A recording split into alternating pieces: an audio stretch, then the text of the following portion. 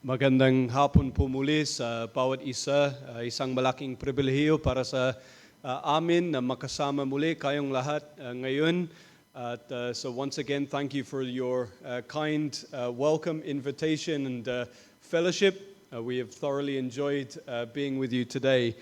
And so relevant to the theme of the message this afternoon, the words of that last hymn, hidden in the hollow of his blessed hand. And then verse 3, every joy or trial falleth from above, traced upon our dial by the Son of Love. I want to speak to you this afternoon from the book of 2 Corinthians and chapter 12. I recognize that today is a bittersweet day for you as a congregation. Happy for the anniversary, 43 years of God's goodness, but sad because of the recent passing of a beloved member of this church.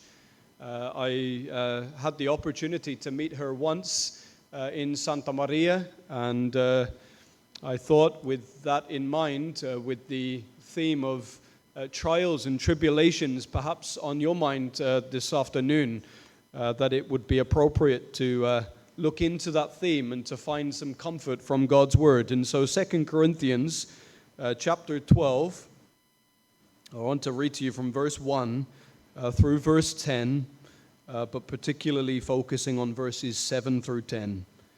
Once again, I'll be reading from the New King James. It is doubtless not profitable for me to boast. I will come to visions and revelations of the Lord. I know a man in Christ who 14 years ago, whether in the body, I do not know, or whether out of the body, I do not know, God knows, such a one was caught up to the third heaven. And I know such a man, whether in the body or out of the body, I do not know, God knows, how he was caught up into paradise and heard inexpressible words, which it is not lawful for a man to utter. Of such a one I will boast. Yet of myself I will not boast, except in my infirmities. For though I might desire to boast, I will not be a fool, for I will speak the truth. But I refrain, lest anyone should think of me above what he sees me to be, or hears from me. And lest I should be exalted above measure by the abundance of the revelations, a thorn in the flesh was given to me, a messenger of Satan to buffet me, lest I be exalted above measure. Concerning this thing, I pleaded with the Lord 3 times that it might depart from me. And he said to me, my grace is sufficient for you. For my strength is made perfect in weakness. Therefore, most gladly, I will rather boast in my infirmities, that the power of Christ may rest upon me. Therefore, I take pleasure in infirmities, in reproaches, in needs, in persecutions, in distresses for Christ's sake. For when I am weak, then I am strong. Tayo po manalangin.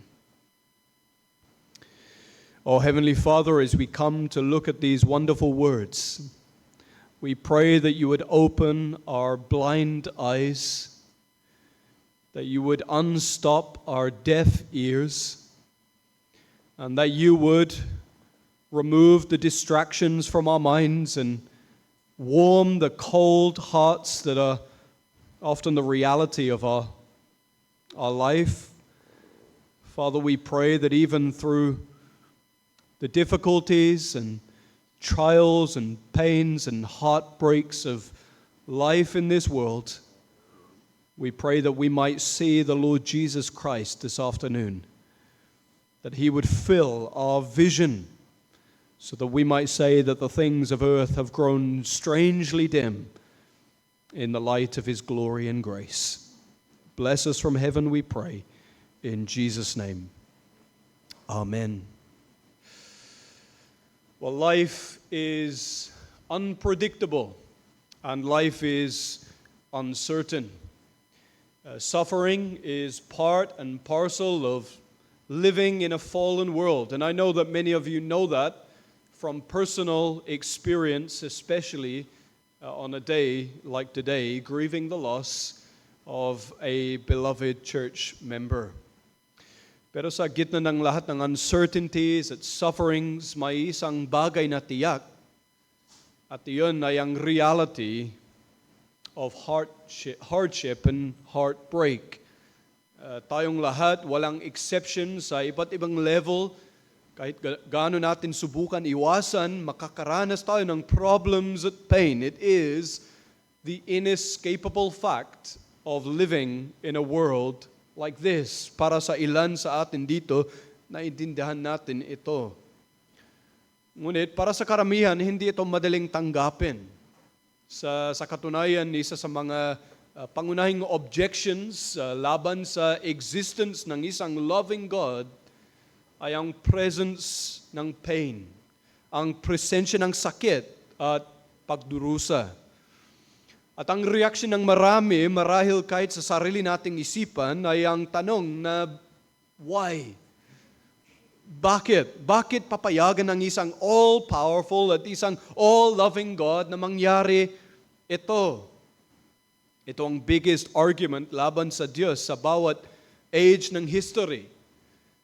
And yet, sa maraming pagkakataon, sinasabi ng Biblia ang sagot na God has done something, that God is doing something, and that God will do something.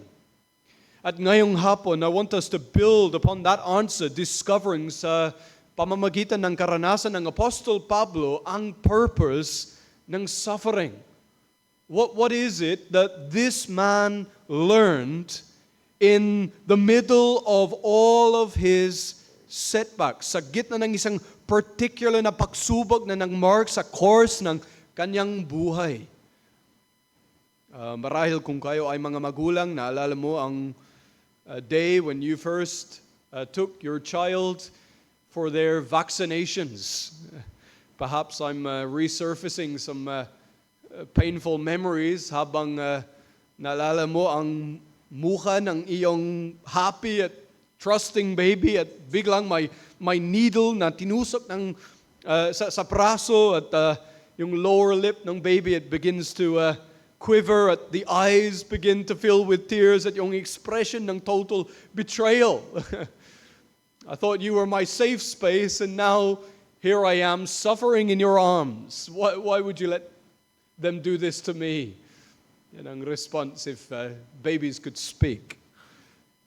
At gayon pa man, kahit hindi pa nila ito naintindihan noon, alam natin bilang mga magulang na ito ay para sa kanilang long-term good.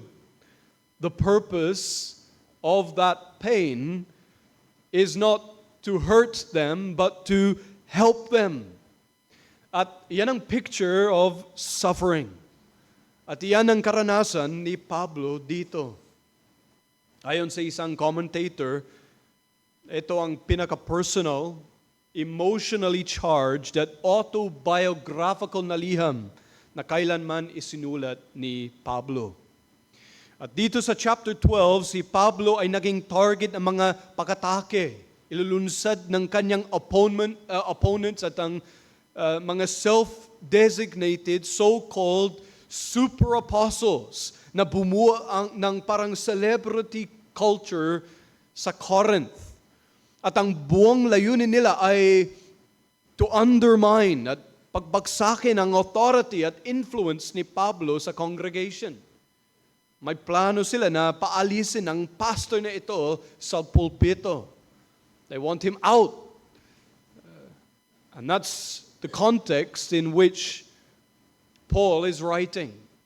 He's writing in the midst of a time in which there were many counterfeit and fraudulent and fake preachers of the gospel.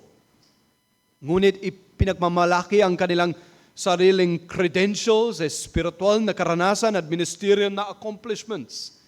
At ang claim nila ay simple lang, si Pablo, by contrast, he has nothing to boast about. Wala siyang comparative experience. He's a nobody. Ngunit habang sinusulat ni Pablo ang kanyang sagot sa mga critics upang patunayan na he was truly sent by God, ipinakita niya ang kanyang kahinaan. Oo, to prove that he was truly sent from God, he shows them not his strengths, but he shows them his weaknesses. It is a very strange line of defense. Sa lahat ng qualifications na maaari niyang ilista, subalit he simply says, I'm just a weak man. He knows that even the best of men are men at best. He's a weak man. Bakit niya sinabi iyon? Ano ang intention? Upang ipakita na divine power is manifested through human weakness. Ngunit bago tayo tumingin sa verse 7, kailangan muna nating look behind the scenes sa experience na nag-prompt kay Pablo na tanggapin ang so-called thorn in his flesh. Sa verse 2, he introduces himself to the people in the third person. Sabi niya, I know a man in Christ who 14 years ago was caught up to the third heaven. Ito ay isang reference, hindi sa isang lugar, high up in the sky, or way up in outer space, in the galactic realm. No, ito ang invisible dwelling place ng Diyos. Ang langit mismo. Dito dinala si Pablo at doon niya narinig ang mga bagay na napakaganda na hindi mailarawan ng salita. Things that were, sabi niya, too wonderful for words. Isang extraordinary revelation na ito. Pero wala na siyang sinabi patungkol dito. Maaaring pinahaba ni Pablo ang kwento at ipagyabang ang lahat ng kanyang nakita at narinig. He could have been very boastful and bragging, but interestingly, not only does he keep the experience very brief, kundi sa loob ng 14 long years, he kept his mouth shut. At hindi kailanman ginawa ang karanasang ito bilang sentro ng kanyang ministeryo. Ngunit, it is this vision ng paradise that sets the scene para sa display ng kanyang weakness. Dahil ang turning point ay dumating sa verse 7 kung saan na-discover na ang pagbisita sa langit ay sinamahan ng pagbisita mula sa impyerno. Muling dinala si Pablo down to earth. Mula sa kanyang supernatural experience, verse 7, he says to keep me from being conceited because of the surpassing greatness of the revelations, a thorn in the flesh was given to me. Binigyan ako ng isang tinik sa laman. Ito ang unang observation. Bago natin tingnan ang promise at ang purpose of the thorn, pag-isipan muna natin the pain of the thorn. The pain of the thorn, or sa Tagalog, ang sakit ng tinik. Sigurado ako, it goes without saying na ang thorn na ito ay hindi isang literal na tinik. Hindi sinasabi ni Pablo na he accidentally ran into a thorny bush. Siyempre naman, ito ay isang metapora na tumutukoy sa isang masakit na problema.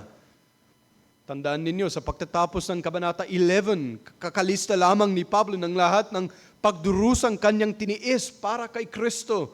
Sama kayo sa akin sa Kabanata 11. Look at verse 23. Sabi niya doon, I have been in prison more frequently, been flogged more severely, been exposed to death again and again. 5 times I received from the Jews the 40 lashes minus 1. 3 times I was beaten with rods. Once I was pelted with stones. 3 times I was shipwrecked. I spent a night and a day in the open sea. I've been constantly on the move. I've been in danger from rivers, in danger from bandits, in danger from my fellow Jews, in danger from Gentiles, in danger in the city, in danger in the country, in danger at sea, and in danger from false believers. I have labored and toiled and have often gone without sleep. I have known hunger and thirst and have often gone without food. I have been cold and naked. Napakasakit na listahan. Akala mo mahirap ang buhay mo. Pero isipin mo ang lalaking ito. Ngunit ang binanggit niya ngayon, the thing that he makes mention of now, dito sa chapter 12, it really comes out on top. This is worse than everything he's already said. Mas masakit ito kaysa sa lahat ng kanyang mga pagdurusa noon. A painful thorn has pierced his flesh. Isang masakit na tinik ang tumusok sa kanyang laman. Alam ninyo, that suffering is, as I mentioned, unpredictable and inevitable. It's an indispensable part ng buhay sa fallen world na ito. Isang buhay natin ay isang blend ng happiness at heartbreaks. At ang Church of Christ ay hindi binigyan ng force field ng immunity. Walang barrier na nagpoprotekta sa atin laban sa lahat ng problema. Hindi. Kasama rin tayo sa halo ng mga dumaranas ng pagdurusa. Sa katunayan, minsan bilang mga mananampalataya, mas higit pa ang ating pinagdaraanan kaysa sa iba. We look at our life and we think, man, to be a Christian, to be a follower of Christ is a harder life than any life I can even imagine. Ipinapakita ni Jesus sa kanyang paanyaya na ang pagsunod kay Kristo ay hindi isang libreng ticket patungo sa madaling buhay. Hindi, it's a hard life. Ito ang dahilan kung bakit nahihirapan ng mga prosperity preachers at yung mga so-called faith healers sa ganitong kabanata. Kasi ang thorn ni Pablo, kahit painful, ay hindi dahil sa lack of faith, hindi dahil sa kakulungan ng pananampalataya, hindi, may layunin ito. Ang kanyang pagdurusa, tulad ng sa lahat ng tunay na sumusunod kay Kristo, ay hindi maiiwasan. And that's why they've often said that one of the great arguments against this whole prosperity gospel teaching, God wants you to be happy and healthy and never go broke, the biggest argument is Paul himself. Because if that was God's design, then he really clearly hated the Apostle Paul. There are a few men in history who suffered quite like this. At ang imagery ng tinik dito ay relevant dahil sa kung ano ang simbolismo nito. Remember sa Genesis chapter 3, agad pagkatapos ang fall nang ipahayag ng Diyos ang sumpa, ang curse on all mankind, sabi niya, thorns and thistles ay ipinadala bilang consequence ng kasalanan. Kahit ngayon, kapag tinatawag natin ang isang tao na a thorn in the flesh, it's another way ng pagsasabi na siya ay isang taong nakakiinis. A thorn in the flesh. If you've been called that, it's not a compliment. It's an insult. Ganito rin, tinutukan ni Pablo ang kanyang sariling pinagdaraanan. That's his trial. Ang mismong presensya nito ay nagpapahina sa kanyang kasiyahan sa buhay. Sinusunog ang kanyang energy. It's hindering his productivity for the cause of the gospel. Maaring sinabi niya, ako higit sa lahat ay hindi pwedeng maging may sakit. Kailangan ako ng Diyos para labanan ng mga maling doktrina at ipagtanggol ang katotohanan. God really needs me. I'm His best man. But no, yung response ng Diyos dito is to remind the Apostle Paul that the gospel does not rest on his shoulders. At mga kapatid, hayaan natin itong maging babala sa ating sariling kayabangan, sa ating mga contribution.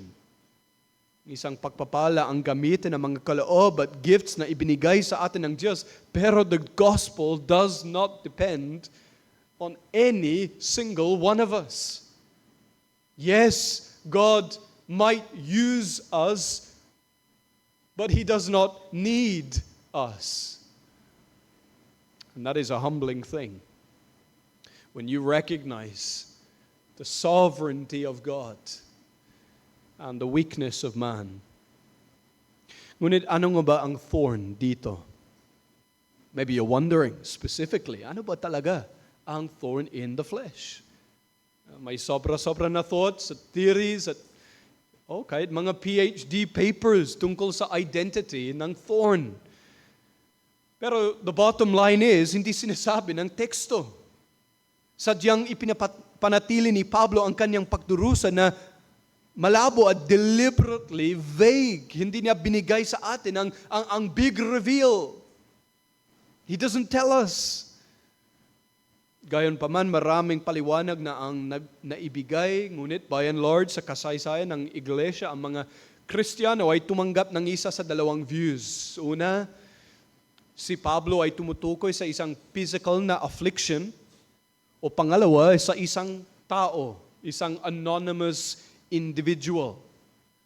Sa unang kategorya, maraming komentaryo ang humango sa Galatians chapter 6 kung saan sinabi ni Pablo tungkol sa pagsusulat niya ng malalaking letra. He's writing with large letters, seemingly indicating na mayroon siyang patuloy na problema sa mata.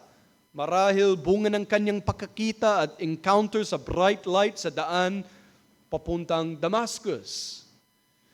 Ang iba naman ay inilalagay ito sa isang disease or disability or kahit depression. Yan ang unang paliwanag. Ngunit may pangalawa, ang thorn na ito ay isang tao. Alam niyo, hindi na kailangan ng matagal para makita na si Pablo ay isang taong hinahabol ng kanyang mga kaaway. His writing is punctuated by the fact na may mga tao na gustong sirain ang kanyang ministeryo.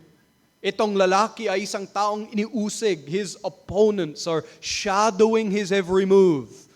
Bawat church na pinaplant niya is being infiltrated ng mga false teachers at infected ng kanilang false doctrine. To be a minister of the gospel is often to be a target to the attacks of the devil. And oh, how pastors know that to be true. Even in just the 2 years that I have been serving in that ministry, we have learned that to be the case. That trials and tribulations are part of the deal of being a minister of the gospel. O kung ang tinik sa laman ay isang tao o isang grupo ng mga kalaban, tugma rin ito sa paggamit ang salita sa lumang tipan kung saan ito ay metaphorical na thorn.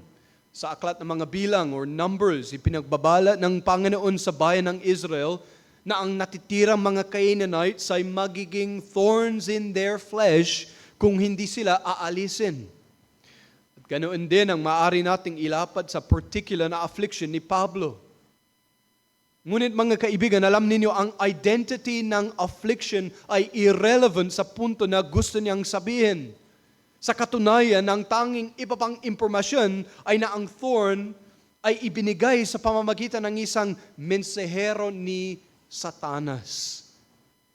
Notice that Paul is first, he's pointing in God's direction. Notice, ibinigay sa akin ng Diyos ang tinik na ito. Oo, dumating ang sakit sa pamamagitan ni Satanas, pero ito ay ipinadala ng Diyos. Tingnan ninyo sa verse 17, ipinakaloob ito upang hindi ako maging mayabang. It's to keep me from being conceited. And the question we must ask is, do you think that Satan would send something to keep Paul from pride? No. No chance. There was nothing that Satan wanted more than for Paul to fall. At kaya ang katotohanan na ang tinik ay ibinigay upang pigilan ang kayabangan ay patunay at ebidensya na ito ay ipinadala ng Diyos. Hindi na nararamdaman ni Pablo na kailangan pang ipaliwanag ito tulad ng minsang ginagawa ng Diyos Ama kapag nagbibigay siya ng regalo sa kanyang anak sa pamamagitan ng masamang paraan. Bakit? Dahil ang ganitong pattern, paulit-ulit na nangyayari sa buong Biblia. Makikita natin ito sa halimbawa ni Joseph. Sa first book of the Bible, sa closing chapters, there is a young man named Joseph, the favorite of his father, And out of jealousy, his brothers sell him into slavery. And sabi ni Joseph at the end of his life sa Genesis 50, what you intended for evil, God intended for good. Makikita rin natin ito sa mga apostol at sa kanilang pagkakakulong na nagdudulot ito ng pagpapalaganap at advancement ng Ebanghelyo. What a comfort sa atin habang tayo'y nabubuhay sa difficult days na God in His sovereignty can work kahit sa pamamagitan ng satanically delivered thorns, yet ultimately for His glory and for your good. It was one of the decisions that my wife and I made that when we got married at the age of 20, 20 years old, imagine, mga kabataan dito, that we would get engraved in our wedding rings Romans 8:28. All things work together for the good of those who love God. Maybe if I could take my wedding ring off, I would show you, pero I'm stuck. Hindi ako prisoner, pero it doesn't come off. But it's there, a constant reminder and an encouragement to each and every one of us in our sufferings that God works good even through trials. Ito yan ang perspektibo ni Pablo muli. Habang nakikipaglaban siya sa thorn in his flesh, tinitingnan niya ang kabila ng sakit at nakikita niya ang divine providence. The sovereignty of God over his suffering. Ang Diyos ay hindi ang may akda ng kasamaan, ngunit sa ilalim ng kanyang soberanya at supreme control, pinapayagan niya ang mensahero ni Satanas sa anumang anyo nito na guluhin si Pablo. Ito ang larawan ng isang lalaki sa boxing ring na binugbog at nahuhulog sa canvas. Ganyan ang intensity ng thorn sa buhay ni Pablo. He feels that he is under attack, that he is being beaten to the ground by the intensity of the sufferings in his life. And yet beyond that, as we shall see, he will discover that there is a purpose in his pain. That God is sovereign. And you know that to be true because parang mas reformed kayo dito kaysa sa amin sa Santa Maria kasi Grace Church kami, kayo sovereign grace. Ngunit tingnan natin sa pangalawa. From the pain of the thorn to the promise of the thorn, ang pangako ng tinik. There's a story, may isang maliit na fishing boat na caught in the midst of what they call a perfect storm. Pinapalo ng malalaking alon, unti-unting nasisira ang barko at mabilis na lumulubog. The ship was sinking at ang mga nasa loob ay kumakapit sa radyo at nagpapadala ng emergency distress alert sa Coast Guard. At ang response ng Coast Guard sa tawag ng tulong ay mabilis na pagligtas. They rushed to the rescue. Mga kaibigan, when you find yourself in danger, sometimes the only thing that you can do is to use that four-letter word, help. Have you been there? Have you experienced a time in your life where you just feel like the only thing that you can pray is, tulungan mo ako, help me Lord. At ganun din dapat sa panalangin. We need to have the understanding that God can understand even those what we call arrow prayers. Quick shots fired to heaven. Lord, help me. There may be times, maybe even today, na sobrang desperate kayo, na you feel so emotionally broken by your trials na hindi na lumalabas sa mga salita. All you can pray is, Lord, help me. Panginoon, tulungan mo ako. Alam niyo sa inyong sakit, hindi hinihingi ng Diyos na ang inyong panalangin ay theologically rich, sobrang lalim, maayos at perpekto. Yung mga neat and tidy prayers, hindi ito tungkol sa haba ng salita. It's not about the word count, kundi sa sincerity ng puso. Kaya nga the writer to the Hebrews urged suffering believers, come boldly to the throne of grace. Lumapit kayo ng buwang tapang sa trono ng biyaya upang makamtan ninyo ang awa at matagpuan ng tulong sa oras ng pangangailangan. Aliyan ang unang response ni Pablo sa verse 8. 3 ulit akong nanalangin sa Panginoon tungkol dito na lumayo sana ito sa akin. 3 beses, 3 times he prays. Hindi hinanap ni Pablo ang mabilisang solution sa kanyang sariling lakas, but he runs back and forth to God, paulit-ulit na tumatakbo pabalik sa Diyos. Ngunit pansinin din kung paano ang kanyang 3 panalangin ay isang echo sa mga heart cries ni Jesus sa Garden ng Gethsemane bago ang Kalbaryo. Panginoon, kung mayroon pang ibang paraan, alisin mo ito sa akin. You remember Christ?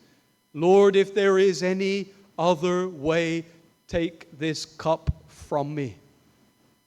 Naniniwala si Pablo tulad natin na sumasagot ang Diyos sa panalangin. Ngunit itinuturo sa atin ang 9th verse na minsan ang sagot ay hindi. That might be a surprise to some of you who have come from churches that tell you that God always says yes or later. No, sometimes God says no. Sometimes God says no to the requests of His people's prayers. Tingnan ninyo, sa halip na ibigay si Pablo what he wanted, God gave him instead what he needed. At ang tulong kay Pablo ay dumating sa form ng isang pangako, gaya ng pagpapatibay kay Jesus upang harapin ang krus. Gayon din ang lakas ay ibinigay kay Pablo upang harapin ang tinik. Strength was made available to him to face the thorn.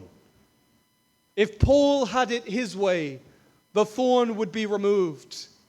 But he trusts in the sovereign goodness and providential hand of Almighty God that sometimes He will give you what you need rather than what you desire. And the strength to face the trial.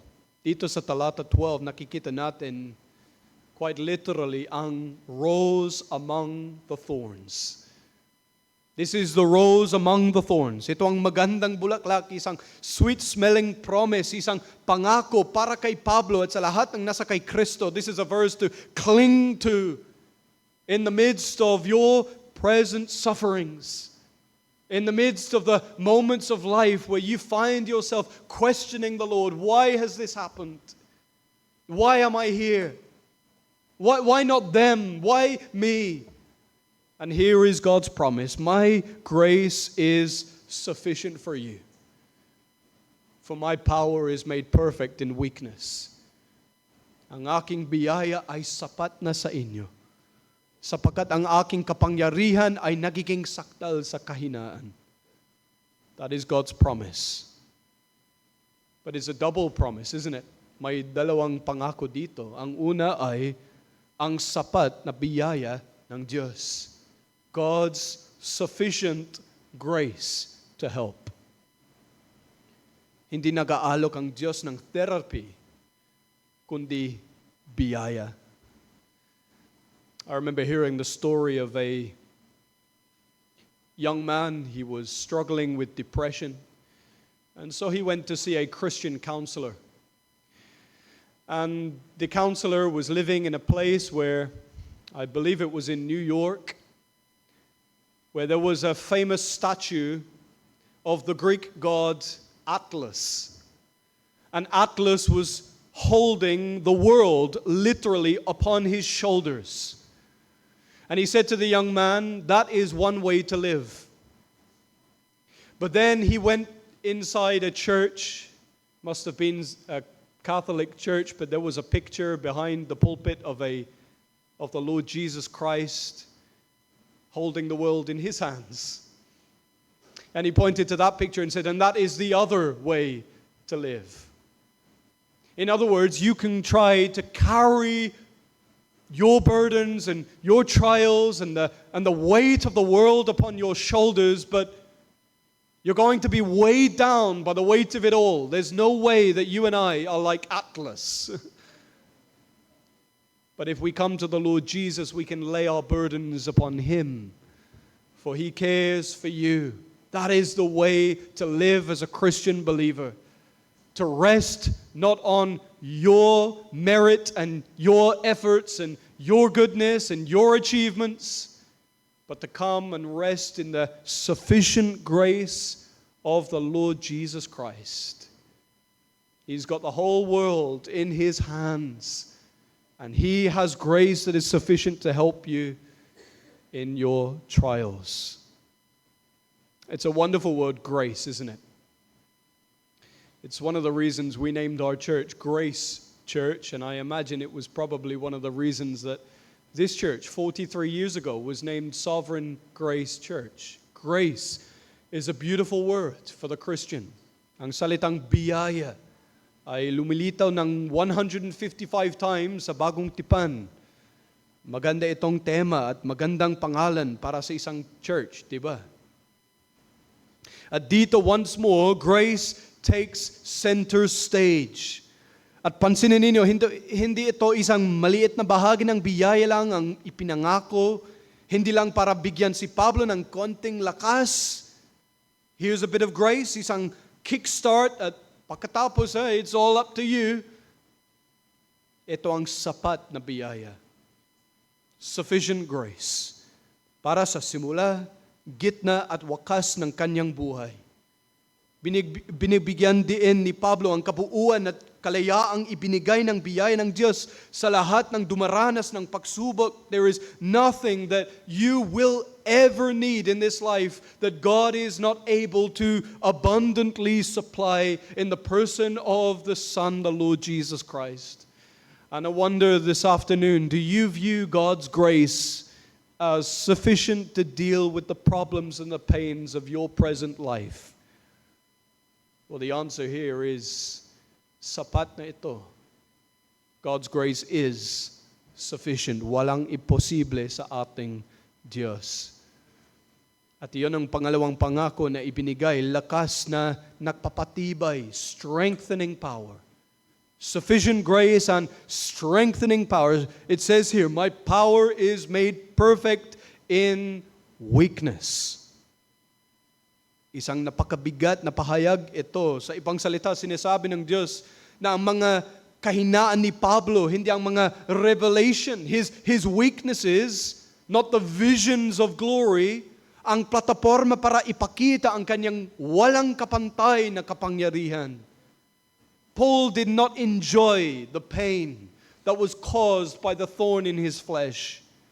Ngunit kaya niyang yakapin ito bilang paraan kung paano ibubuhos ng Diyos ang kanyang kapangyarihan sa kanya. Ito ang cornerstone ng buhay Kristiyano na we can embrace our weaknesses, believing ito ang paraan upang maipakita ang biyaya at kapangyarihan ng Diyos sa iyong buhay. Maaaring hindi mo makuha ang sagot na hinahanap mo. Maaaring piliin ng Panginoon na huwag alisin ang thorn in your flesh this afternoon. Subalit, ipinangako niya sa iyo ang kanyang ipinangako kay Pablo, sufficient grace at strengthening power. My grace is sufficient for you, for my power is made perfect in weakness. Ito ang isang mahalagang talata para sa inyong anniversary, but also for you in the depths of trials and troubles that you are walking through today. O sa wakas, paano naman ang layunin ng tinik? Nakita na natin ang pain at ang promise, pero what is the purpose of the thorn? Exactly. What is the purpose? I remember the story na may isang batang babae, anak ng isang silversmith, na pumunta sa lugar ng trabaho ng kanyang ama upang panoorin ang proseso ng refining silver. Pumasok siya sa workshop at umupo sa malayo habang hinawakan ng kanyang ama ang isang piraso ng pilak gamit ang kanyang steel tongs at inilagay ito sa gitna ng apoy kung saan pinakamainit ang mga apoy. At doon siya umupo, maingat na naghintay, sakaling ang pilak ay manatili ng sandali lang sa apoy at tuluyang masira. At ang batang babae, curious, ay nagtanong sa kanyang ama, paano mo malalaman kung fully refined na ang silver? At sumagot ang ama, kapag nakikita ko ang aking imahe dito, when I see my reflection on the silver, that means that the silver is refined. O bakit ko ginagamit ang kwentong iyon? Well, it's because it actually echoes the words of God's word in various places, most especially sa Malachi, na nagpapakita kung paano umuupo ang Diyos bilang refiner at purifier of silver. Iyan ang kanyang layunin sa pagdurusa. Minsan, tila hinahawakan tayo ng Diyos sa pinakamainit na bahagi. Sometimes we feel like we're in the hot spot sa gitna mismo ng furnace of affliction, tulad ng refiner na nakaupo sa harap ng apoy. Ngunit hindi kailanman masyadong matagal hanggang makita ang kanyang imahe sa atin. That's the way that God works. That's how He refines His people in the hardest and the hottest and most heartbreaking parts of our life. God has not forgotten the purpose that He wants to see His image in us. And some of you can testify to that. Some of the hardships of your own life. Maybe it's today, maybe it was a time gone by. You can remember the time where God refined you and brought you on to greater maturity in the Christian life so that more of Christ's image might be seen in your life. Well, we could look at many other verses to answer the question, what is the purpose of suffering? You think of Hebrews chapter 12, verses 6 to 11. Nagsasabi na ang suffering ay isang gawa ng banal na disiplina. Masakit ito, it's painful, but later it yields the fruit of righteousness for those who have been trained by it. Or earlier in this book, 2 Corinthians 4, verse 16, nagsasabi na ang sakit ay pagkahanda para sa eternal weight of glory. Maaring magpatuloy pa tayo, ngunit nais kong i-highlight 3 things sa passage natin dito bilang response sa thorn ni Pablo in his flesh. First of all, the purpose of the thorn was to keep him humble. Secondly, to keep him dependent. At thirdly, to keep him praising. Sinabi ito ni A.W. Tozer, before God can use a man greatly, He must wound him deeply. Balikan natin ang unang at huling linya ng talata 7. 2 beses, tumingin si Pablo pabalik at binigyan diin ang layunin ng kanyang pain at suffering ay upang hindi siya maging mayabang. Iyan ang purpose number 1, to keep him humble. Sometimes God does that. He brings suffering into our life to keep us humble. Pinapayagan ng Diyos ang thorn na tumusok to keep the Apostle Paul from being conceited. Namumuhay tayo sa isang mundo na gustong magyabang sa paglago at pagunlad. Ngunit kailangan natin aminin, tayo ay mahina. As much as we don't like to admit it, we're weak. We must face up to the fact that we are fragile creatures. At tulad ng paggamit ng Diyos sa apoy ng pagdurusa upang sunugin ang kayabangan at self-confidence ni Pablo, minsan kailangan niyang gawin din ito para sa atin ngayon. Counterintuitive man ito, pero minsan bitter pain is a good and necessary tool para mag-produce ng sweet fruit ng humility sa iyong buhay. It's really hard, isn't it? To feel like you're invincible, strong, one of, like the Avengers when you're lying on a hospital bed. or when you're weighed down by some particular suffering, or when you're broken by a thorn in your flesh. Madalas ganito kalayo ang kailangan dalhin tayo ng Diyos. Minsan confronting tayo tulad ng ginawa niya kay Pablo sa weakness natin upang makita ang sufficiency ng kanyang biyaya at ang strength of His power. Sinasabi ng Biblia na mayroon tayong tatlong kaaway, ang mundo, ang laman, at ang diablo, the world, the flesh, the devil. And we often spend so much time talking about how bad the world is and how wicked Satan is that we are prone to sometimes letting the worst enemy slip in unnoticed. At iyan ang laman.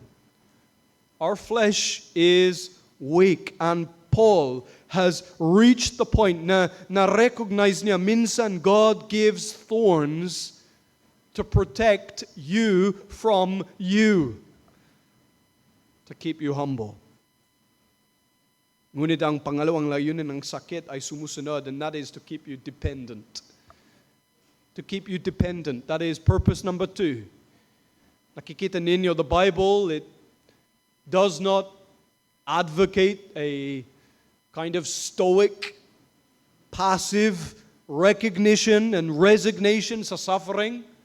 Sa halip, ang layunin ng mga thorns ay ilapit ka ng mas malapit kay Kristo. At iyon ang nangyari sa apostle. He discovered through all of his pain things that he would never have discovered without the pain.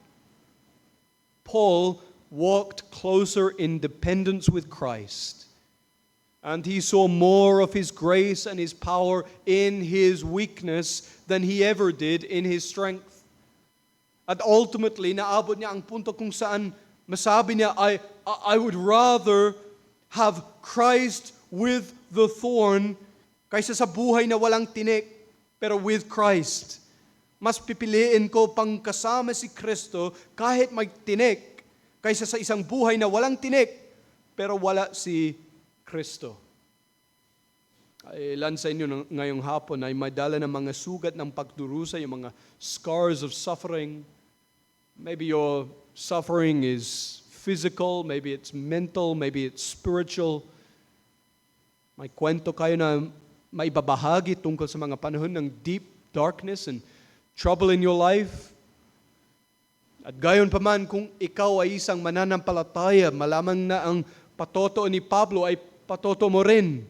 Na mga thorns, yung mga trials that have left scars in your life, that they serve as an amazing reminder of a time when your faith was shaken, but ultimately you were made stronger. That's the way that suffering is supposed to work in the life of a believer. And so sa wakas, ang purpose is also to keep you praising.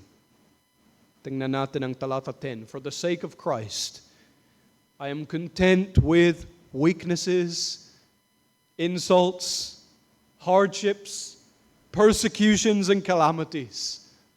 For when I am weak, then I am strong. Sapagkat kapag ako'y mahina, ako nga'y malakas. Yan ang perspektibo ni Pablo dito. Kahit sa gitna ng season ito ng pagsubok, one way or another, dapat tayong magtiwala na hindi lamang alam ng Diyos ang kanyang ginagawa. Ngunit kahit sa ating pinakamahina, He strengthens His people. And if you are in that season of life this afternoon, cling to that. That God brings trials to strengthen His people, to bring them to a point that they can sing the words of that old hymn, great is thy faithfulness, O God my Father, there is no shadow of turning with thee. All I have needed, thy hands have provided. Great is thy faithfulness, Lord, unto me. Great is thy faithfulness. Can you sing those words? And not just because it's true, but because you have felt it to be true. Because you have experienced it, that truly God is faithful. Purihin ang Diyos, may dagdag pa sa ating talata ngayong umaga. He is full of grace and power. My grace is sufficient for you. My power is made perfect in weakness.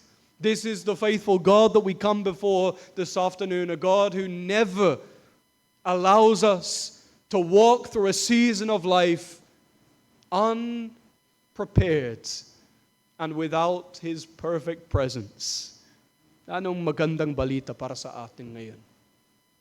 To know that even in the thorns of life, there is a rose, a promise of God's grace and God's power. May God keep us humble. May He keep us dependent. And may He keep us praising, that we might be able to say, it is true. His grace is sufficient for me. His power is made perfect in weakness. And when I am weak, then I am strong. Let's pray. Oh, truly, Lord God, great is your faithfulness. We thank you, Lord God, that this is not just some abstract theological truth, but this is a very real and present promise for all who face trials and tribulations. Oh, Lord, we thank you for the testimony of the Apostle Paul, not the testimony of his revelation, but the testimony of his weakness. And Lord, we pray that we, in our own comparatively small sufferings and setbacks, that we might come to say the very same thing. That when we were weak, then we were strong.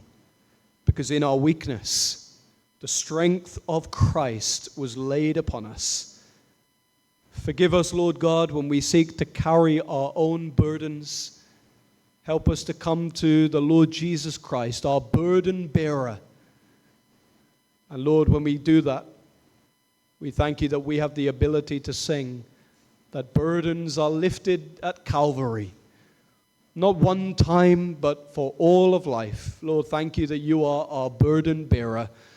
We pray that we would come to you in faith and trust, that we would lean on you and draw near to you so that you might draw near to us. Thank you for this passage. Thank you for this church. We pray that you would continue to bless them for another 43 years and beyond, until the second coming of the Lord Jesus Christ. Keep them faithful. Keep them trusting. And remind them, Lord God, of your sufficient grace and your strengthening power. For this we pray in Jesus' name. Amen.